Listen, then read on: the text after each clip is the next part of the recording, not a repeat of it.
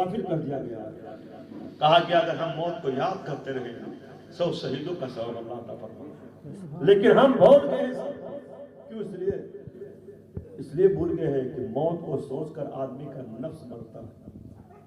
ہمارا نفس اتنا موٹا ہو گیا ہے نا کہ ہم سوچتے ہیں کسی کے سامنے ہماری ناک نیچی نہ ہونے پائے، لیکن یاد رکھیے مسلمانوں، جو یہاں جھکتا ہے اللہ اسے سر بلند فرما دیتا ہے۔ دنیا جسے ذلیل کرنا چاہتی ہے، اللہ اگر عزت دینا چاہے تو کوئی ذلیل نہیں کر سکتا ہے۔ اللہ جسے چاہے اسے معزز کر دے، اس کا حال زمین پر ہو، لیکن اگر اللہ رفعت دینا چاہے تو اس کا مقام آسمان پہ ہو جاتا ہے۔ نہیں، یہ آدمی ہم اور آپ نہ کسی کو ذلیل کر سکتے ہیں، نہ کسی کو عزت دے سکتے ہیں، اور کس کو کون کیا کر سکتا ہے۔ اس لیے کہ جس کو ہم چاہتے ہیں بہت کی سے تباہ ہو جائے، اکثر دیکھا گیا کامیاب ہو جاتا ہے، اور جس کے لیے بہت دعائیں کی جاتی ہیں اکثر دیکھا گیا ہے کہ وہ آدمی اور پریشان ہو جاتا ہے۔ اس لیے کہ کہیں نہ کہیں اس کے اندر کوئی کمیاں ہیں۔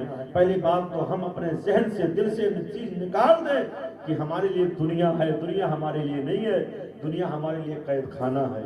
قید خانے میں آدمی جو پاتا کھا لیتا ہے، جیسا پاتا ہے اسی طرح بستر بچھا کے سو جاتا ہے۔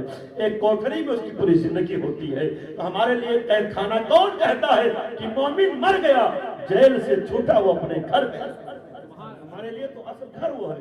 اسی لیے کہا گیا ہے کہ قبر ہمارے لیے جنت کے کیاریوں میں سے کیاری بنا دی ہے، جہنم کے گڈھوں میں سے گڈھا یا جنت کی کیاری میں سے کیاری، یعنی وہ آپ کی قبر جو چند ہاتھ کا گڈھا ہے نا، وہ اللہ کریم جب کرم فرمائے گا، نبی کی وفاداری کا صدقہ ملے گا تو تا حد نگاہ کشادہ کر دے گا، کشادہ کر دے گا۔ ہمارے دوستوں نے، ہمارے باپ دادا نے چند ہاتھ کا گڈھا کھودا ہے، لیکن اللہ کی رحمتوں نے اپنے بندے کے لیے وہ آسائش و آرام کی فرشتوں سے فرماتا ہے، اے فرشتے جاؤ اور اس کے لیے جنتی لباس اور جنتی بستر لگا دو۔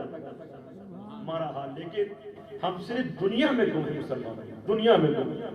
ہمارا حال یہ ہے، بھٹا ایک ہو گیا، سوچتے ایک بھٹا اور ہو جائے، ایک بھٹا اور ہو جائے، اس کے بعد بھٹے میں یہ بھی یاد رکھیے بھٹے کی بڑی شکایتیں ملتی ہیں۔ اب یہاں تو اللہ تعالیٰ ویسے یہاں تو ایک ہب ہے،